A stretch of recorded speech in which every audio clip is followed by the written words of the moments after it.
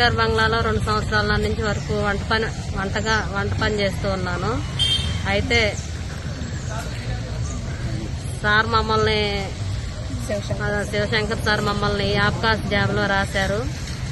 ఒక 4-5 నెలలు శాలరీ లేకుండా కూడా చేసాము ఎంతో నమ్మకంగా. చేసినప్పటికీ వీళ్ళు మనకి నమ్మకంగా చేస్తూ ఉన్నారని చెప్పేసి మమ్మల్ని ఆబ్కాస్లో పలు మండలాల్లో మా పేర్లు రాయడం జరిగింది. ఆ జరిగినప్పటికీ సంవత్సరం క్రితం జానీ భాష అనే అతను అక్కడ సీసీగా వచ్చాడు. వచ్చి మమ్మల్ని ఎంతో ఇబ్బంది పెడుతూ ఉన్నాడు.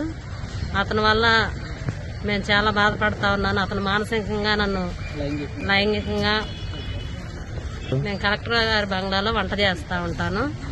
ఇప్పుడు గత నెల నుంచి కూడా నన్ను వర్క్ ఆపేశారు. గత 6 నెలల నుంచి నన్ను హింసించడం జరుగుతుంది.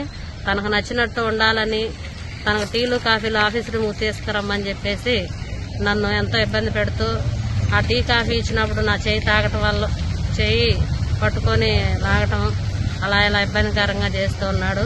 నీకు రూమ్ బుక్ చేశాను, నువ్వంటే నాకు ఇష్టం అని చెప్పేసి వేధిస్తూ ఉన్నాడు. అయినా ఆయనకు నేను లొంగనందువల్ల మమ్మల్ని ఉద్యోగం నుంచి తొలగించాడు. అదే బంగ్లాలో మా తమ్ముడైనటువంటి పవన్ కళ్యాణ్ కూడా పనిచేస్తూ ఉన్నాడు అటెండర్గా. చేస్తూ ఉంటే ఆ సార్ అనే మాటలన్నీ నేను తనకు చెప్పాను.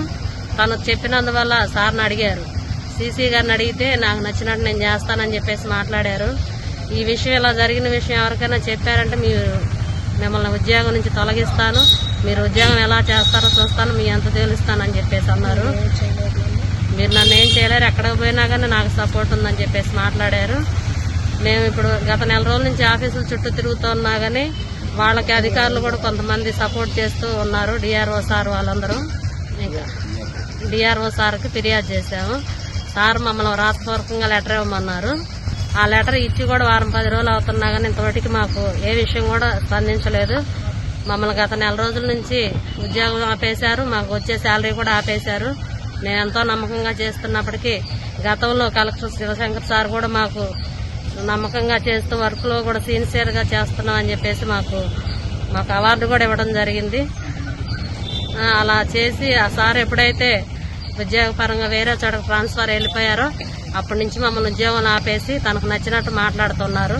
ఇప్పటికైనా మీరు నన్ను నమ్ముకుంటే మీ తమ్ముడికి, ఇంకో శివ అని అతనికి, మీకు ముగ్గురికి నేను పోస్టులు ఇస్తాను, నువ్వు ఇప్పుడైనా ఒప్పుకో, లేట్ అయిందేం లేదని చెప్పేసి బెదిరిస్తూ ఉన్నారు. అట్లా చేసి అందువల్ల మేము కలెక్టర్ సార్కి అదేవిధంగా ఎస్పీ మేడం గారికి ఈ విషయం తెలియపరచాలని చెప్పేసి